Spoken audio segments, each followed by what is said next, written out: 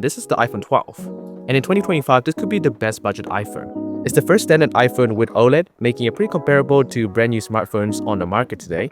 It also has about 3 years left of software support, but a lot of these phones will probably have degraded battery lives. This one only has a 79% battery health, so keep that in mind as we go out through the standard life as I test out the performance, the cameras, the display, features, and of course their battery life, because you might need to replace it in the end. But anyway, it is currently now 9:40, our battery percentage is at 100%. Let's get into this day in the life.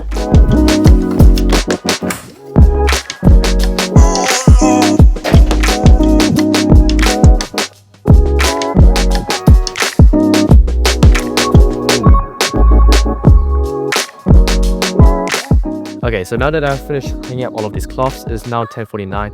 Our battery percentage is now at 93%.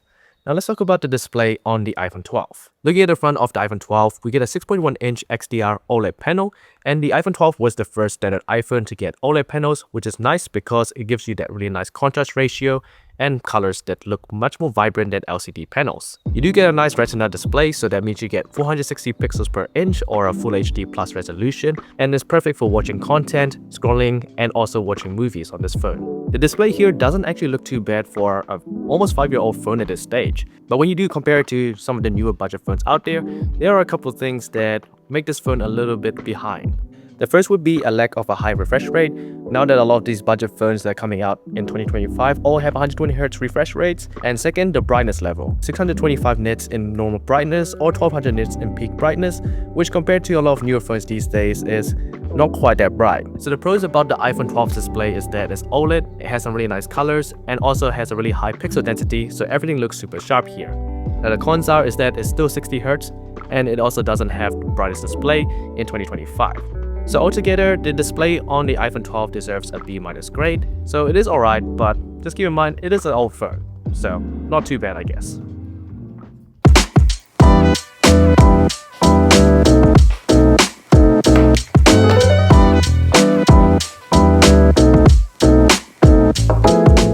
Alright, so it's now currently 12:02 and our battery percentage is at 74%. About to get some work done, but before I do, let me tell you about my sponsor ESR.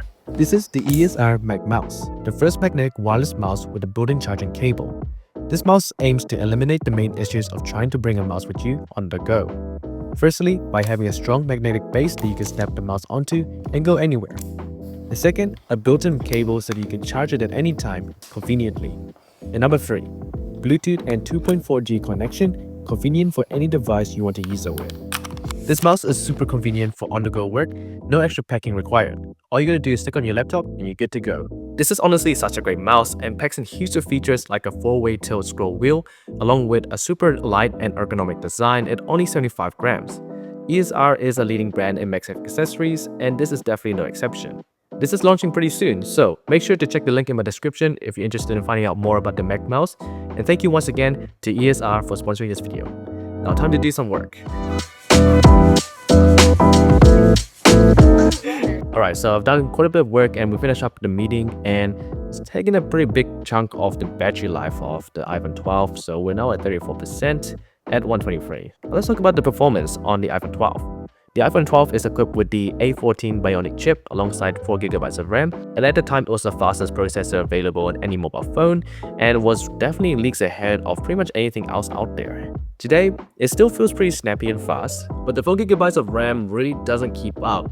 But if you do play games, you're in luck because the iPhone 12's graphics are pretty good, and even playing games like Mobile Legends Bang Bang, you can play at the highest graphics with no issues because this phone is pretty powerful still. So for general usage like going on social media, watching videos, it's perfectly fine and there really isn't any issues. However, if you do a lot of multitasking and you do switch between apps quite frequently, you will start to notice that apps do take a bit more time to launch and some stuff might start relaunching again. If you're not a heavy multitasker and you're just mostly using it for social media, then the iPhone 12 is still perfectly fine. But if you do a bit more than that or you're a heavy user, this might not be it. Plus, it does overheat a little bit. So the iPhone 12 deserves a B grade for its performance. Alright, now time to get some lunch. Alright, so it's now currently 310 and our battery percentage is at 25%. Now let's talk about the cameras on the iPhone 12. The iPhone 12 has a dual camera setup, a 12 megapixel ultra wide and a 12 megapixel main wide camera. So let's take a few photos and see how they look in 2025. Starting off with the main camera, the dynamic range and colors are quite good with nice sharpness and details. Exposure is well managed and consistent. On the ultra-wide camera, the dynamic range and colors are consistent with the main camera, keeping an even exposure with a little less sharpness and details than the main camera. Selfies look decent with good dynamic range overall. Looking at videos, the iPhone 12 can shoot up to 4K 60 FPS and videos look pretty good. They don't have the sensor shift stabilization that the 12 Pro Max came out with, but the stabilization is good enough. And here's a sample using the ultra-wide camera for 4K video. The main issues with the iPhone 12 cameras in 2025 is a lack of zoom, a bit of noise in low light, and a lower 12 megapixel resolution across all three cameras. But it's still good for most people who don't need to zoom and want good video quality and ultra-wide photos, which is the iPhone essentials. Overall, the iPhone 12 cameras deserve a B- grade. Okay, so now that we've tested out the cameras, let's talk about the features, the design, and the software of the iPhone 12. So first off, the iPhone 12 is actually the first iPhone to come with 5G connectivity. So if you desperately need 5G or just want to be more future-proof, then the iPhone 12 is basically your best starting point. Software-wise, the iPhone 12 should get about 2 to 3 more years of software support based on what other iPhones get, which has typically been around 5 to 7 years. This is on iOS 18, so potentially this could go all the way to iOS 21. In terms of the design, the iPhone 12 is quite a nice looking phone. It's very thin, at 7.4mm thin, and it also has quite a nice flat design. It is also rated for IP68 water and dust resistance. Other features include MagSafe wireless charging, along with Face ID for biometrics. So altogether, the iPhone 12 gives you a pretty good package that you probably won't get on any other budget phone, especially when you got wireless charging and quite a nice classy design. So altogether, the features, design, and the software on the iPhone 12 deserves a B grade overall. I think this could last a few more years. Alright, time for me to get some more work done. Let's keep going on with this day in the life.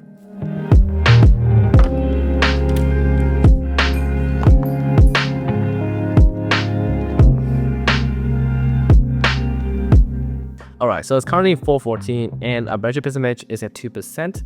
So I'm gonna wrap up the battery performance now because I'm gonna have to go to work soon and I don't want the phone to die before I go to work. So let's take a look at the battery performance throughout the day and see how the iPhone 12 did. Now obviously it's not the end of the day, so the iPhone 12 does not make it through my day in the life, but keep in mind that this battery health is at 79%. So we've had a screen on time about 4 hours and 40 minutes. And we're basically almost dead. So while I would have given the battery performance on the iPhone 12 a B- or a B grade, just keep in mind that if you do get the battery replaced, then you would see much better battery life, maybe a B+ or an A-. So if you are looking at buying an iPhone 12 for 2025, I would highly recommend getting the battery replaced. But anyways, I'm gonna put this on charge and I'm gonna head off to work soon. So let's keep going on with this day in the life. Before I go to work, I actually need to grab some paint. So I'm going to the paint shop now.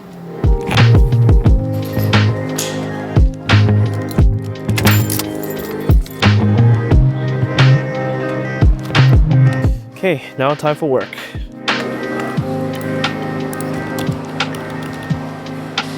Okay, finished work now, going home. Alright, so I'm back from work and we've pretty much reached the end of my day in the life. It's currently 9:30 and well, the battery percentage doesn't really matter anymore, but it's at 4%. And my friend Xiaowei just sent me a message. Let's take a look. What does it say on it? Subscribe to Upwards. Well, you guys know what to do. Subscribe to the channel. Alright, so let's wrap up my thoughts about the iPhone 12. Altogether, the iPhone 12 gets a 67.4 out of 100, and that is mainly because of the battery. So the iPhone 12's battery life could do a lot better if you do replace it. So I actually do recommend replacing the battery if you are interested in buying an iPhone 12. Because if you do get a battery replacement, I reckon this phone should get a 70 out of 100. Altogether, the iPhone 12 is a very capable device, still has some pretty decent cameras, decent features that will make the iPhone 12 last for maybe another 2 to 3 years, along with a pretty average display, but at least it's OLED. So this phone is a pretty good viable option for anyone who's looking for a budget iPhone in 2025. If you can find one of these for around $150 I think that's actually a pretty good deal and a pretty good option for a budget iPhone. So that wraps up my review on the iPhone 12 in 2025. If you enjoyed the video, make sure to subscribe to the channel and I'll see you guys in the next video.